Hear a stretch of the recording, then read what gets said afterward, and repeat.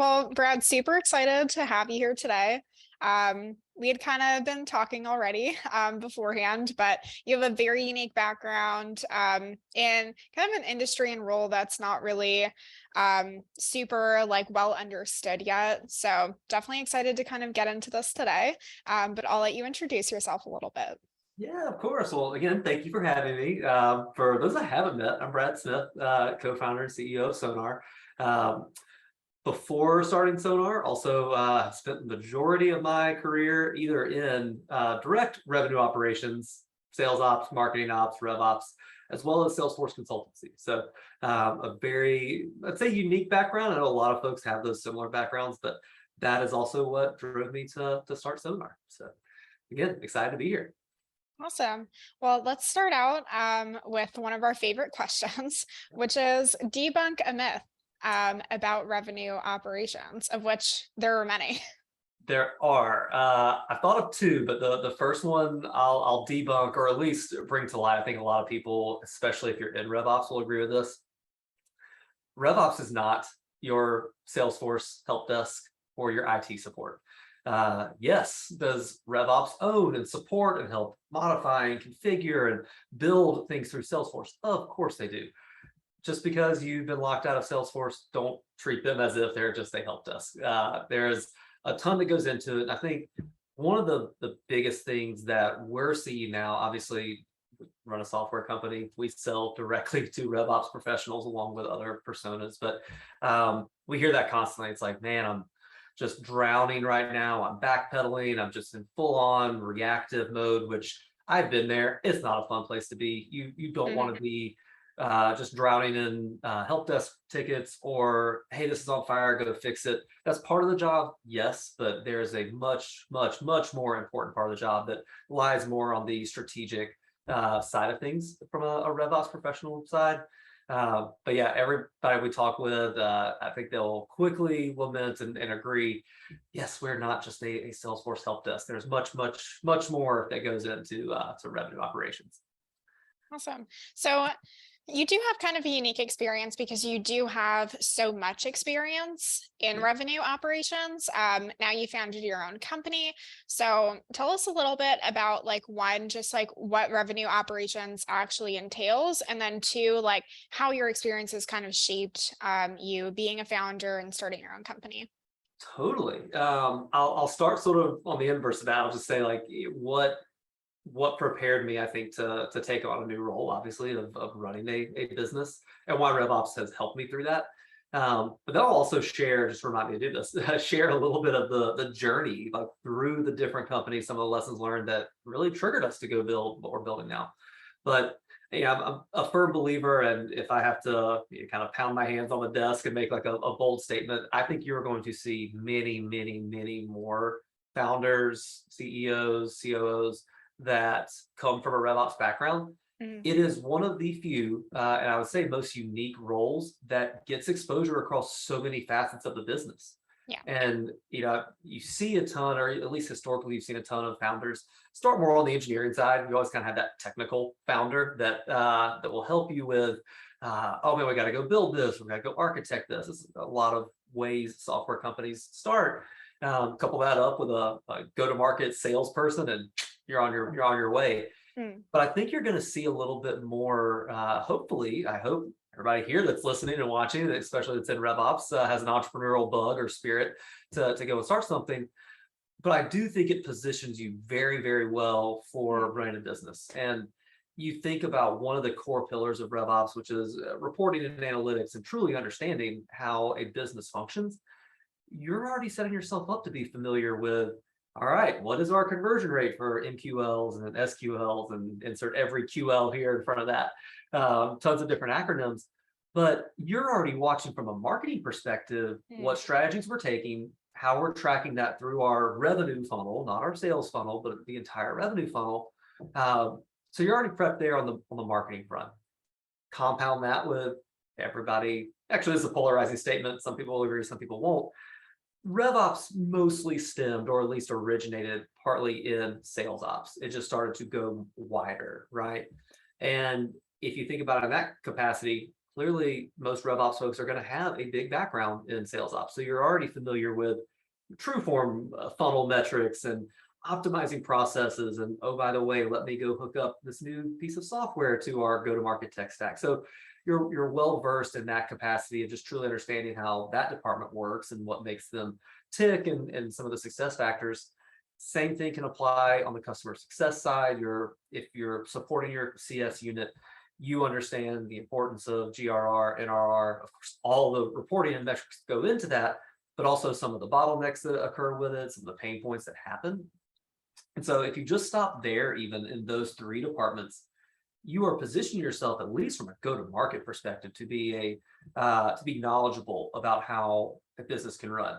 On the flip side of that, just to reflect for other folks, and there are plenty of founders that I've talked to that are, I would say, more narrowly disciplined from their background, like folks that start a software company because they were a software engineer, or they started it because they were just in product or just in sales.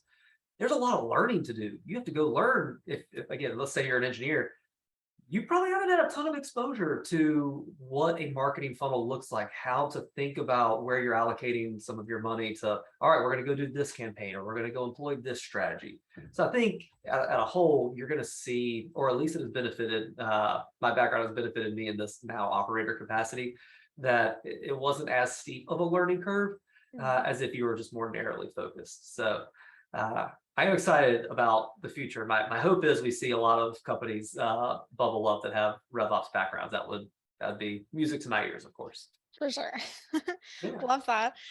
So it does sound like having that background in revenue operations does mean that you kind of have, like you said, like more of a holistic understanding of like what a business needs and how to run it. And I'm sure that you've seen this too, but I know in my experience with startups, it's like just the metric tracking aspect is usually like one of the most difficult things to like understand, to like create actual repeatable processes around and all of that. So obviously you came in with a lot of that expertise. So what as a founder did you not know? Like what did you really have to push yourself to learn and figure out? Product management in general. And I'm very fortunate. I do have a co-founder that his whole background is product management. He is our chief product officer. So again, I'm very fortunate that I've got a phenomenal counterpart to help me understand that part of the business. But that doesn't give me an exemption from learning it, right?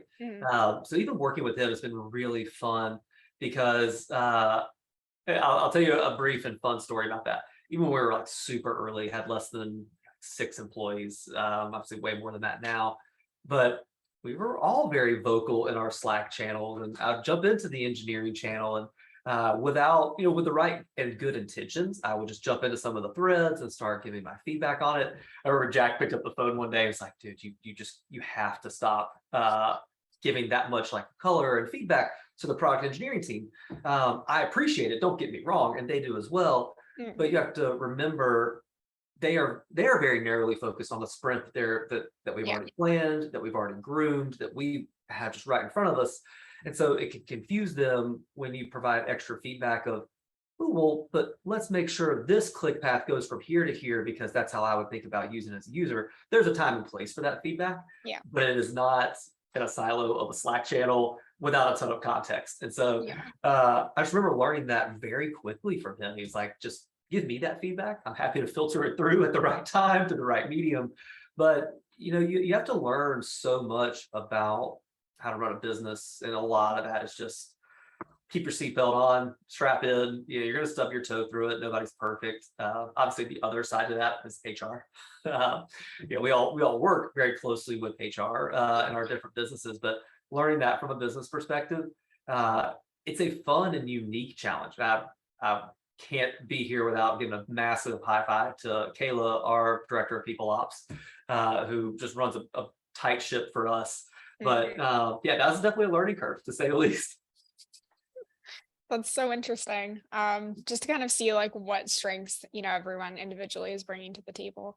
But okay, so shifting back a little bit to more so like the clients you serve or the companies that you've worked for in previous like RevOps roles.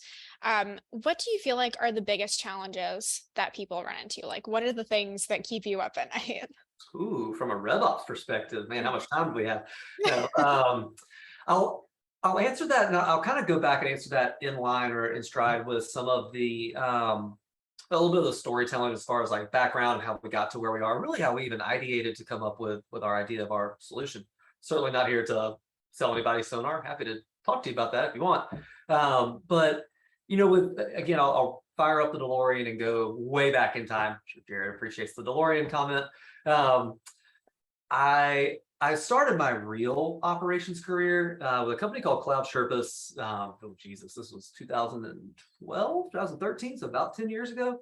Worked in the corporate America side of that, enterprise side before all that. But I remember explicitly when I started that role, I had a boss named Carl. He was setting me up with my laptop and he kind of gave me access to all the systems. And he explicitly gave me access to Gmail, and we weren't using Slack at the time. We were using Google, but he gives me access to Salesforce. And again, it's about 10 years ago.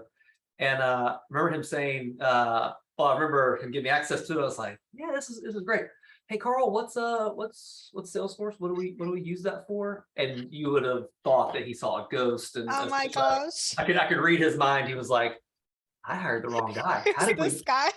yeah, how did we miss this in the interview process? Like I'd been an end user of it, Yeah. but I had not been on the administrative side of it. So, but I remember like just to the day I can remember this, and him and I've joked about it before. Looked me dead in the eyes and said, "Okay, this is our CRM. This is at the epicenter of our business. Whatever you do, don't f it up. Not get word for word. It's like, do not fuck this up." Sorry if that was explicit. But then he was like, and before you make any change, Google it. I was like, all right, great. Don't mess up this system I've never administered, and Google anything before I do it. Gosh. I was like, great, now I'm off to the races. No, by the way, he lived in Pennsylvania. I'm here in Atlanta, so it's not like I can like tap him on the shoulder and be like, hey, what's this error message? So I had to do a lot of learning, which I did do. Of course, I got immersed myself, and I wouldn't be here in this role and servicing this part of the world if I didn't have that experience. But I stubbed my toe a lot through that process. One of the reasons why I reflect on that, fast forward to today, 10 years later, you're still getting some of the same advice. However, people aren't just saying, hey, Google it. It's, hey, go ask that question in RevGenius. Go ask it in WizOps, our community we have. Like, go immerse yourself with other folks. There's a lot more mediums to go answer those questions now. It wasn't back then at the time. That was one of the reasons why we started WizOps, the community we have. Fast forward after that role, again, 3 years later, I learned a lot about Salesforce, so much so that I went into the consulting world. I think the aha moment I had there was, holy cow, everybody Salesforces differently. Like, there's not just one way to Salesforce. You can Salesforce a ton of different ways. And you learn the flexibility of it, the different approaches people take, but it's not all uniform. And also nobody documents anything. Spoiler alert, everybody hates documentation. It's not fun. It's not sexy. We have to do it, but nobody signs up like, can't wait to go document stuff. And there's a reason why you look at some of these pain points and as to how we've evolved into what we're building. And I'll get to that. Really enjoyed that consulting time. Do not get me wrong. I quickly learned that I'm a better internal operations professional than I am external operations professional, mainly because I like to see things build and grow on top of each other. As a consultant, especially if we have anybody in the consulting world, one of the pain points is you sign up for a project, get that done, 2 weeks worth of post-go live support, and then you're off to the next customer. But you don't get to see your solution in action as much, and people build on top of it and really grow it. And so the thing I learned there is, again, I like to build things from the ground up. So got back into the startup world, ran sales ops at the time. We did not have this fun new buzzword of RevOps that we're seeing now, but I was running sales ops at the time for a 50-person startup here in Atlanta. And there were 50 folks. They were a few years into their journey, already had a tech stack built, already had a Salesforce stood up and configured. Not great, but still had it. And part of my job was coming in to clean it up, make sure we're optimizing all the technology we're buying, what we're building. And I was about a month into that role. And I remember, like, inside that first month, every RevOps person here is probably going to cringe. I would make a change to one specific field, and our landing page somehow broke. And now our inbound form's not working. And my marketing leader's coming over to me and saying, hey, Brad, we haven't had any inbounds in 3 days.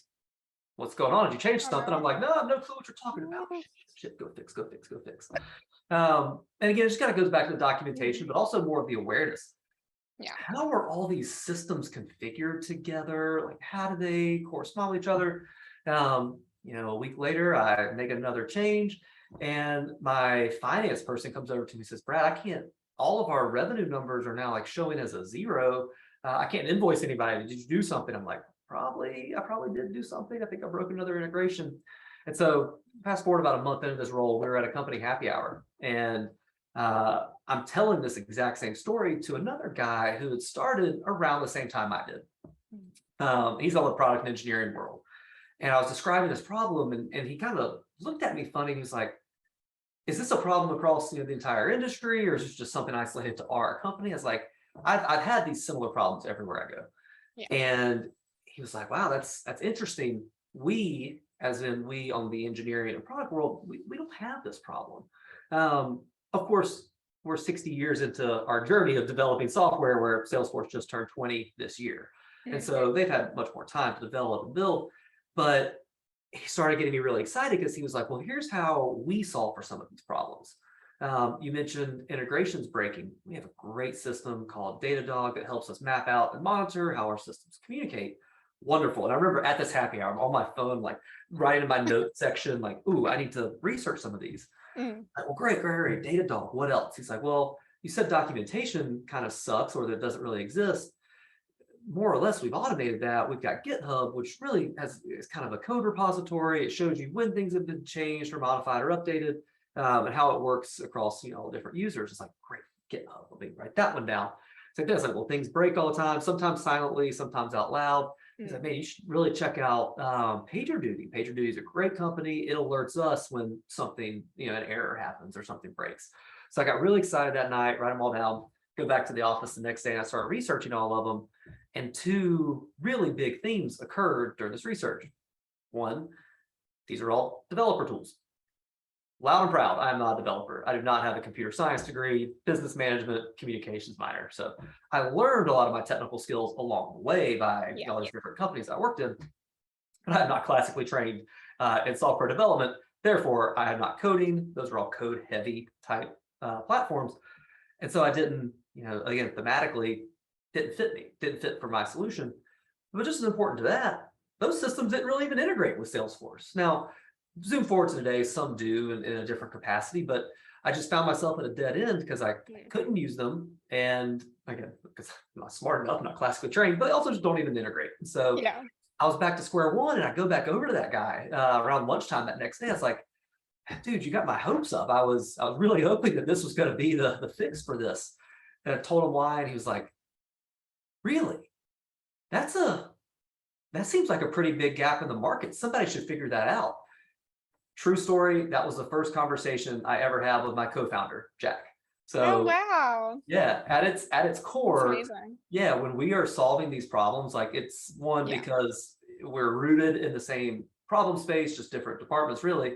But a lot of our relationship, our friendship, I was at his wedding earlier, like we're obviously best friends now, but it all started with this one pain point at the center of it. And so I tell all that to say, again, not to necessarily pitch Sonar, but so much of what we're building aligns with the RevOps journey that we're on. Again, I think RevOps, clearly it's a newer position, a newer department. We're all feeling that. But we're bringing in a lot of best practices and principles from our friends over in product engineering. It's just the right timing right now that our technology is getting so advanced that we need to incorporate those best practices and principles. So. Yeah. As someone who's always been more on the sales side, like I think it's so awesome to see that that's becoming like more of a priority, just for companies in general, because it really is like very frustrating when sales and marketing is so siloed. It's not really connected to these other departments. No one really knows what's going on. Like this documentation isn't really done. And I know that I'm far from the only person that feels like that. So that you guys are already kind of working to solve those things is really cool. But we have a question in the Q&A. So Mark asked, if you were to bucket RevOps, what functions, processes, and tasks would you bucket under RevOps. So, also, I would be interested to hear it compared to like sales operations for people who may not like totally understand what the differences are. Totally. Mark, I'll sort of start with how to bucket them under. We hear this a lot. I ask this question candidly to a lot of our customers because I'm still in soak it all in, be a sponge learning mode of this, and every company does it differently. Mhm. If I were to distill down or synthesize down what a lot of I hear from some of our successful customers, they start to bucket certain functions of RevOps as opposed to certain departments. This kind of answers a little bit of your question, the difference between sales ops and RevOps. Um, I'll use customer of ours, for us, Abdel, over at Outreach. Great friend of mine. I was actually just visiting him in Raleigh a few weeks ago. He has built a phenomenal, massive RevOps team, and he really parses all of their responsibilities out by function and not necessarily Mhm. by department. So when you think of Faras and how he's got his different groups, he starts to silo them down into like data and analytics. So he's got a little bit of folks on like the, I don't say on the BI side, but really, are we tracking the right pieces? Are we monitoring our funnel metrics the right way? Are we thinking about the trends that we're seeing and how do we go predict that and how do we go put that into the business effort? So he's got a big piece to the analytics side.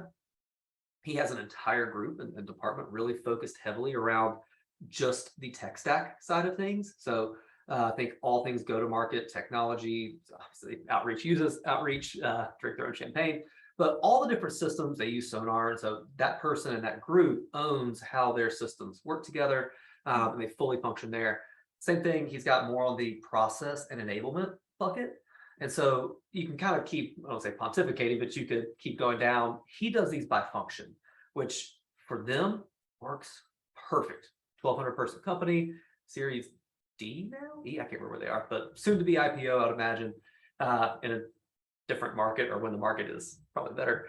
But he does it by function. I have Mhm. seen very successful companies do it by department as well. So you have a head of RevOps, and then you have individual folks that focus just on sales ops or just supports the sales department, just Mhm. supports the marketing department, just supports success and finance and services. And so I don't think there's a wrong way, Mark, to carve it out. So much of it has to do with how your business operates.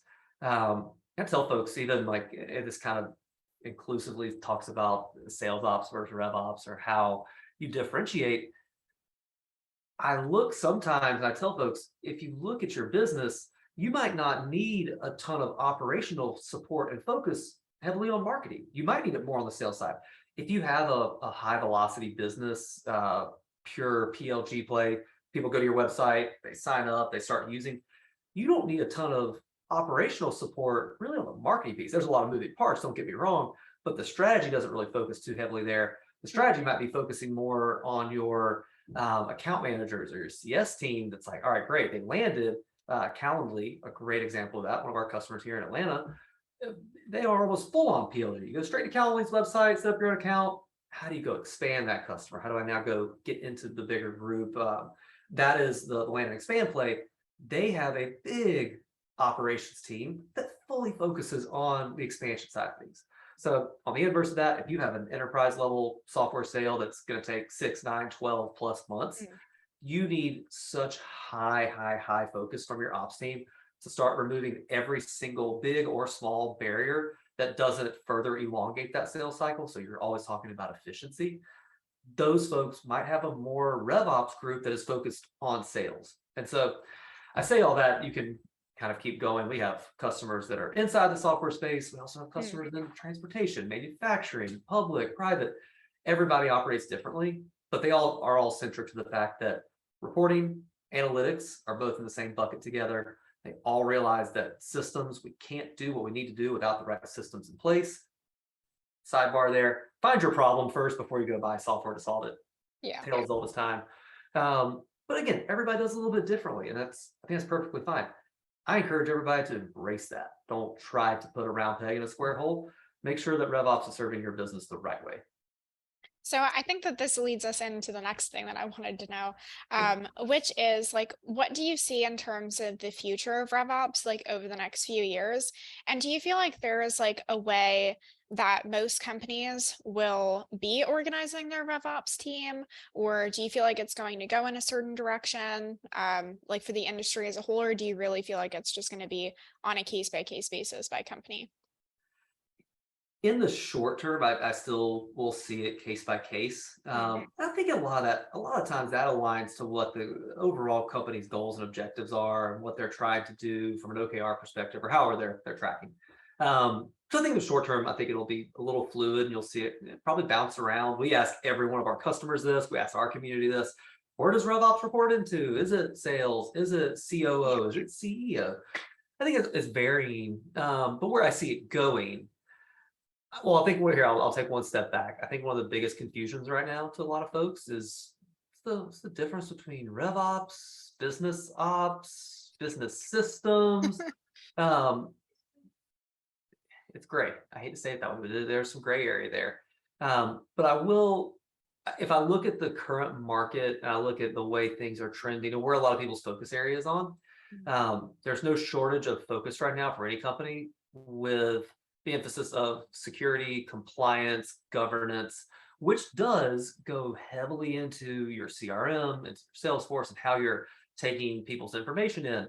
I don't have to tell anybody on this call or watching the recording how important GDPR, CCPA, SOC 2, SOX, all these different compliance categories are, but especially as it pertains to your go-to-market stack, because you are ingesting PII, personally Yeah. identifiable information. And so I think it was 2 weeks ago, Meta got hit with a $275 million fine for their GDPR compliance.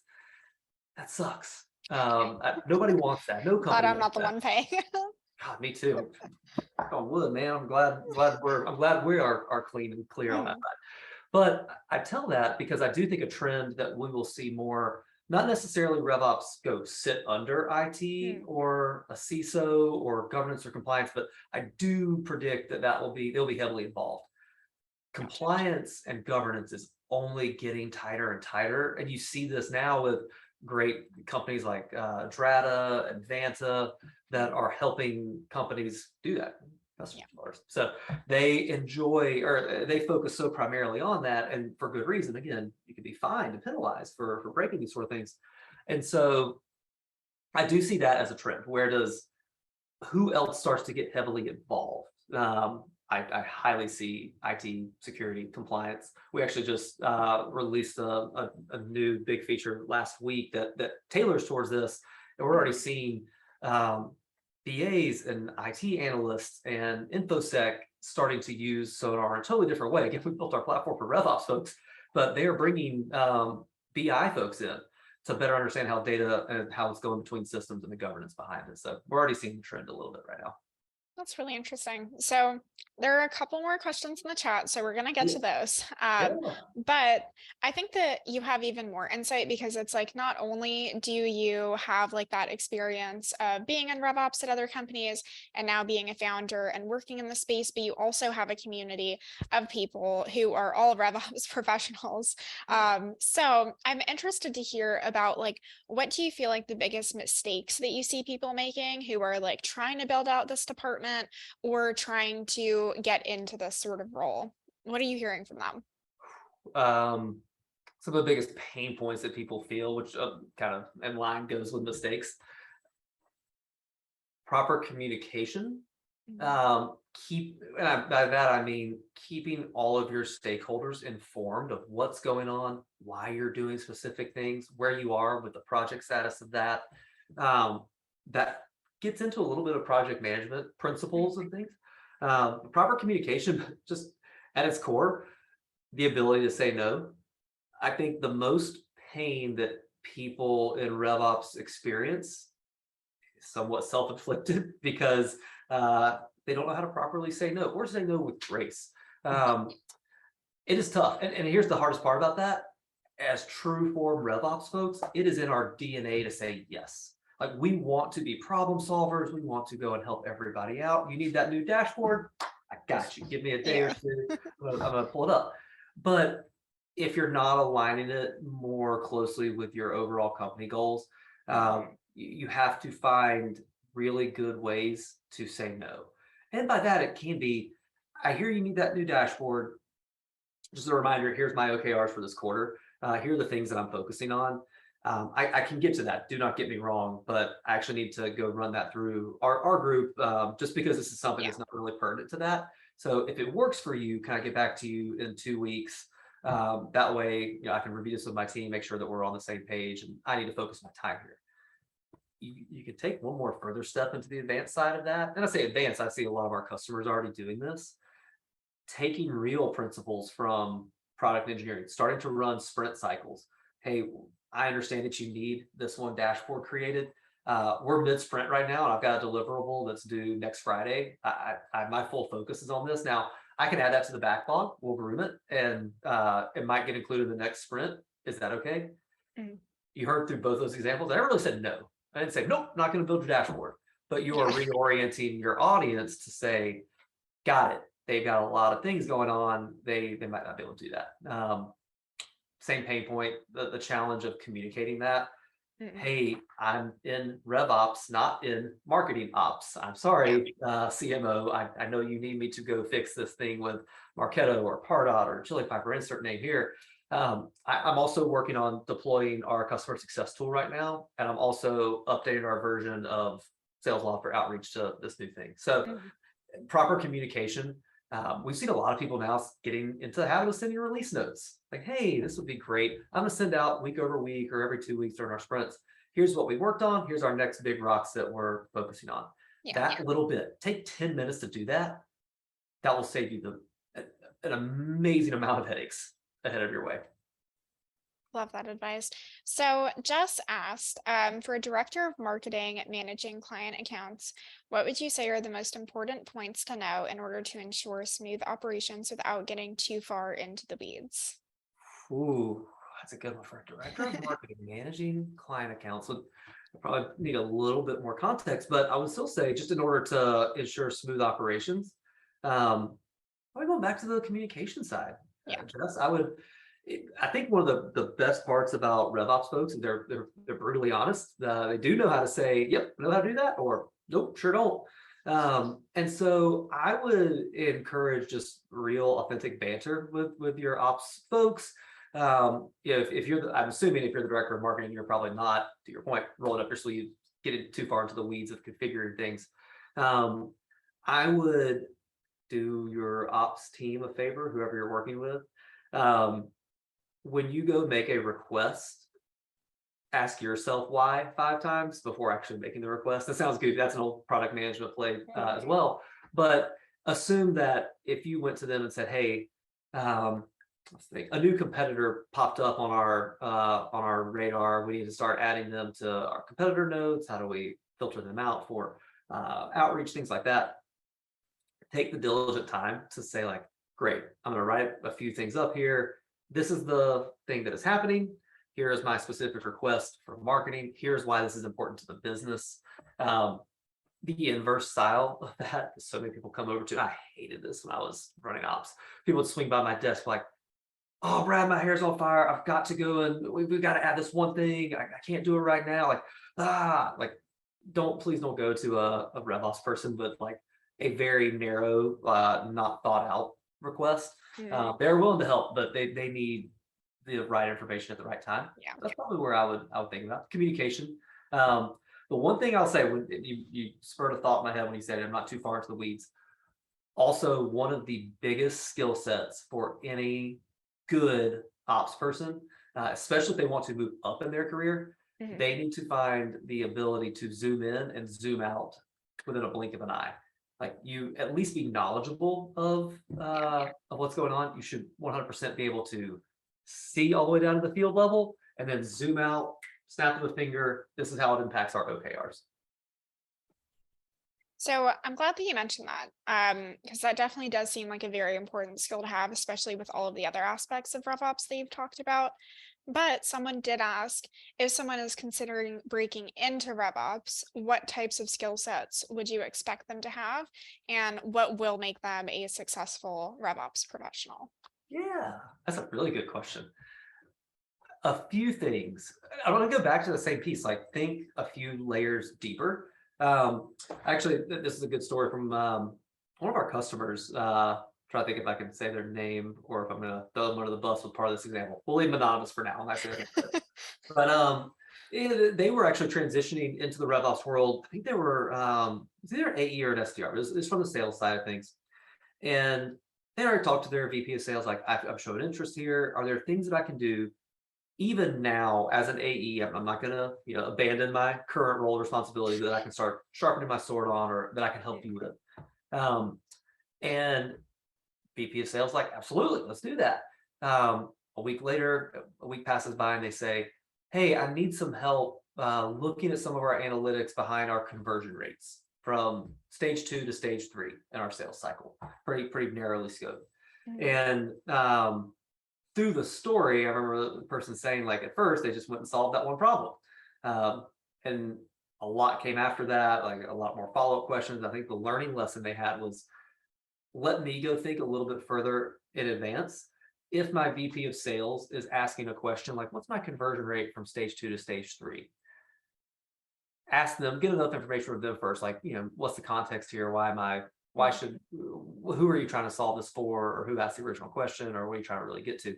But be proactive yourself. Assuming you're asking about stage 2 to stage 3, great. Last quarter, that conversion rate was 62%.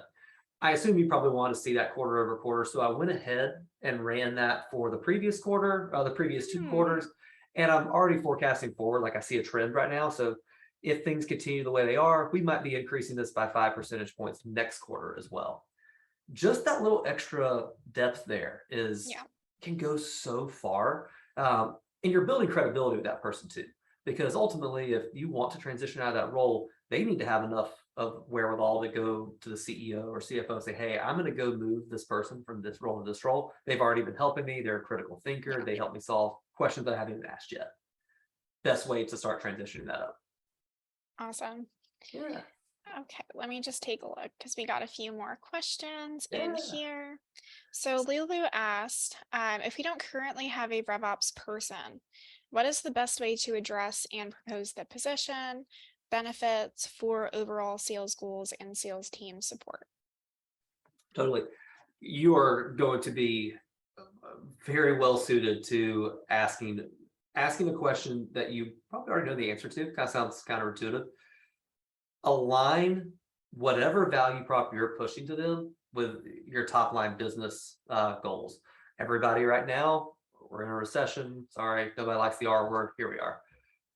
Everybody is thinking about doing more with less and optimizing efficiency. If that's not part of your company's OKRs right now, let's talk, because I need to know what you're doing. But everybody's thinking that way.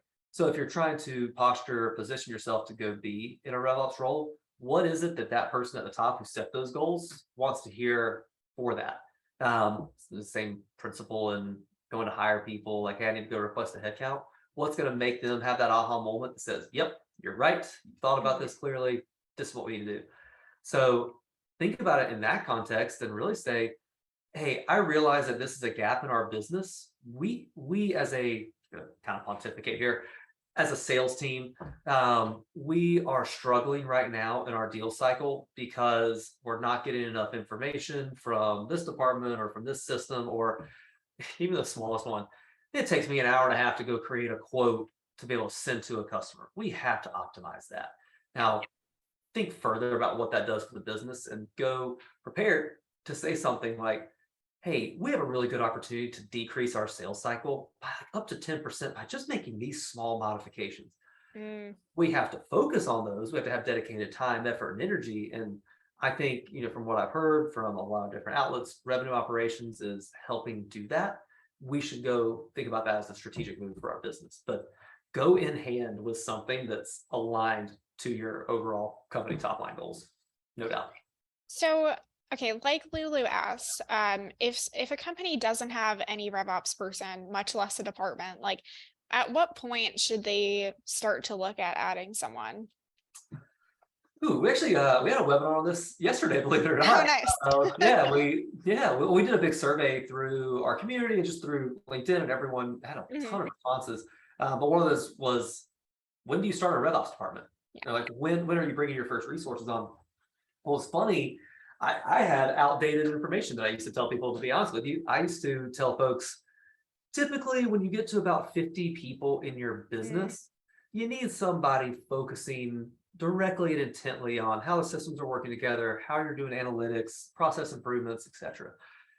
That has actually been cut in half now. The new oh, threshold is like, wow. when are you bringing your second operations resource on or focus area?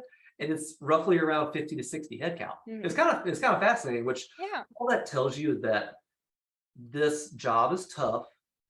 And I think a lot of people have learned the lesson of, oh crap, we hired that person too late.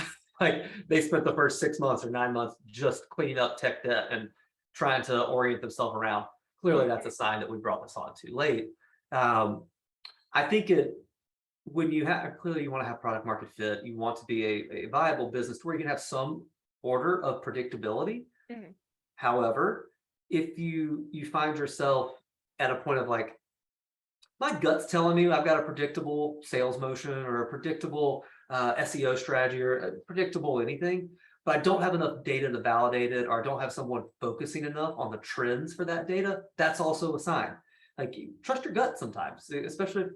I'll tell you this: if you're an entrepreneur, you're or an executive, you're trusting your gut often. You're backing it up with data, but your first hunch to go do something is Yeah. a hunch and it's a gut feel. Trust it.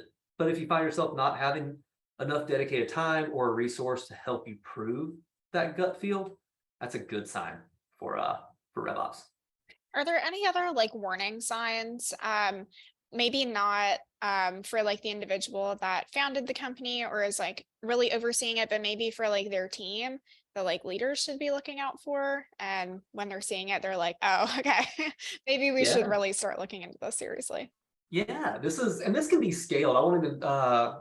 I won't even necessarily say this for small companies, but this is Mhm. another aha moment for people that they need to put more headcount into it. Mm, It's the dreaded old boardroom story, right? Like, we're again, for everybody that I've used this one a lot before, but for everybody that hasn't heard this, you're sitting around a boardroom. Now a lot of them are virtual, but you're sitting around the boardroom and people are asking you want to do a quarterly review. Let's start at the top of the funnel. And marketing goes first and says, we had a great quarter. We hit our number. We created 5 million in new pipeline. We're excited. Bounce pass over to the sales leader. Kind of keep working your way down the funnel.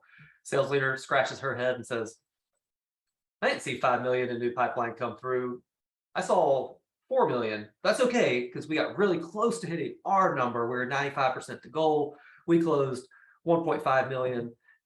So we feel good about it. We can do better next quarter. But yeah, overall, we're good." Bounce pass over to the success leader, and she kind of cocks her head sideways and says, "I didn't see you close 1.5 million last year. Or last quarter, I only saw 1 million come in, but that's okay. Our net retention is at 90 and mhm. our gross retention is at 90, our net retention is at 110."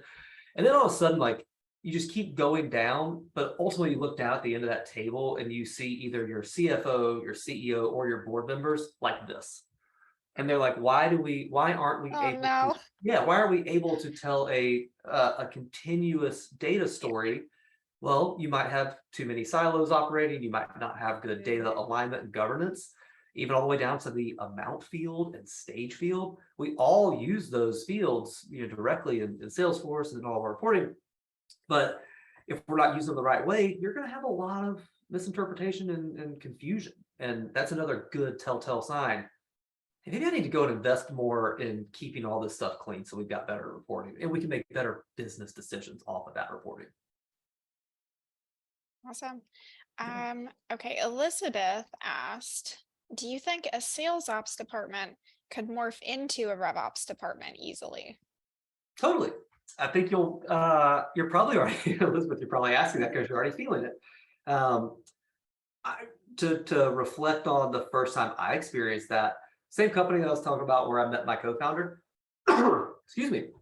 I started as the sales ops manager, and I was about another month or two after I had that first conversation with him. I'm in my first 3 months, and CEO pulls me aside and is like, hey, I know you're our sales ops manager. I know you report to Dave, our VP of sales.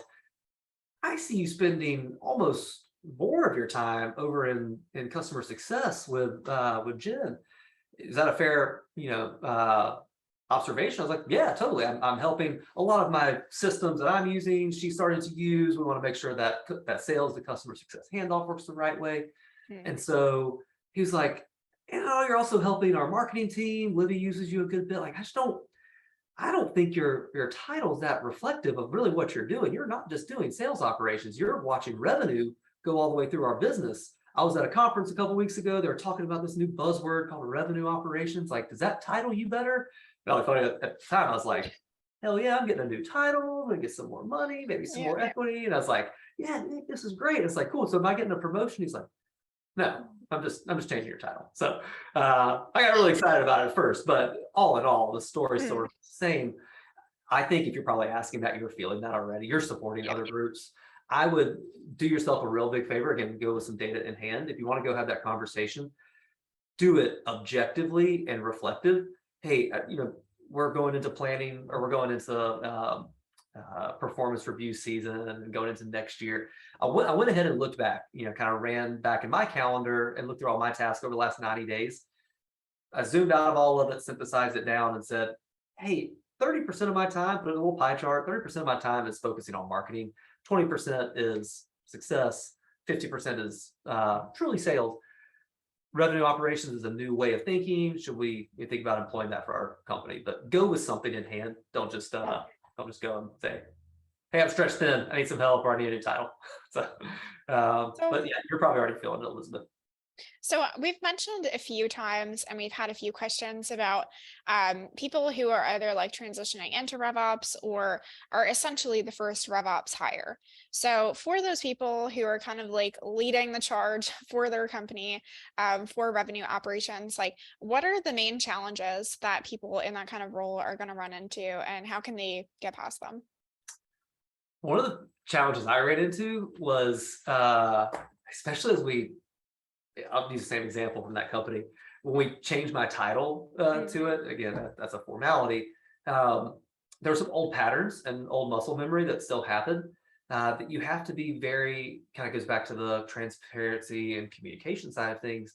You really have to make sure your company knows what is involved in that transition. So the biggest pain Mm. point, I remember Dave would still come to me like, hey, I know you're in RevOps now. I really need this report right now. This is our conversion metrics. I need to see what my pipeline looks like. Are we going to hit our number this quarter?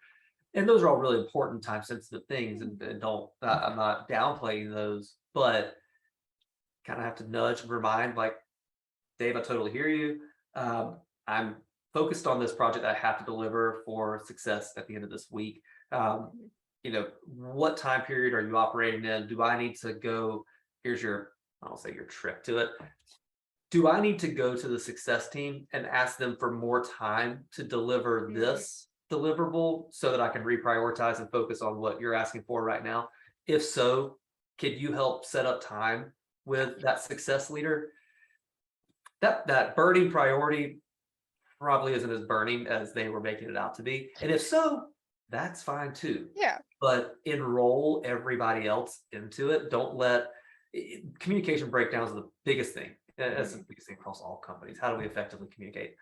If you're able to legitimately make sure that everybody knows what you're working on, send release notes and recaps for weeks, but you'll get a higher level of empathy for Mm. sure if you do that way and enroll everybody on the journey. Yeah.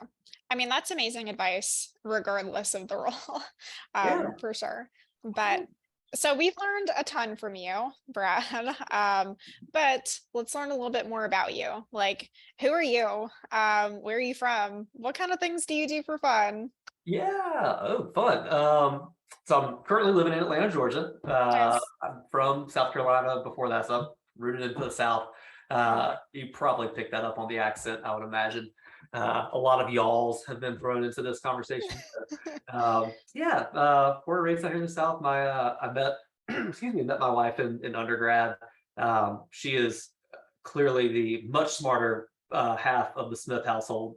She's a partner of a law firm here in Atlanta. So if Nice. you think I work long hours as a CEO of a startup company, she runs laps around me. And I'm so proud of her, especially going into an industry that is very male dominated. For her to climb that ladder, which is tough.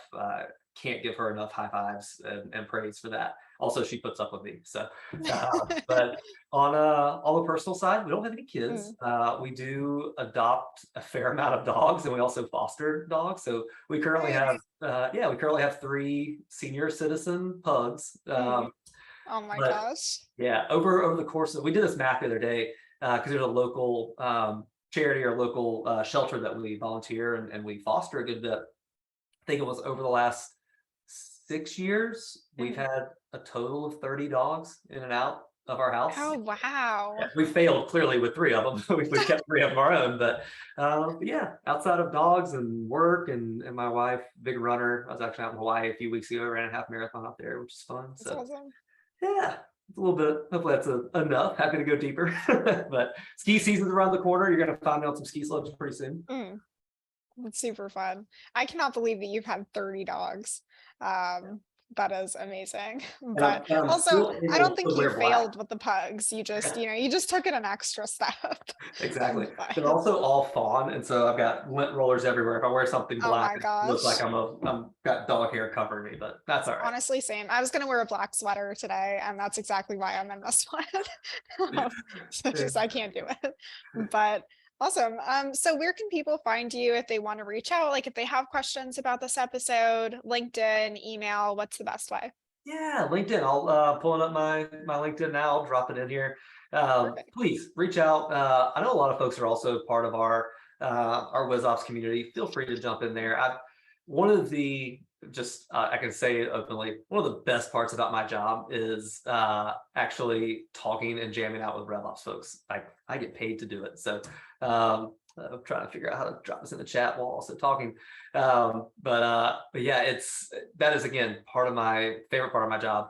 Find me on LinkedIn, come into WizOps, Mm. but nothing makes me happier than just finding out what people are what their pain points are, struggling, Yeah. how I can help. Sometimes I can help, sometimes I can't, but I learn more from every conversation. So please don't be a stranger. Come let's hang out.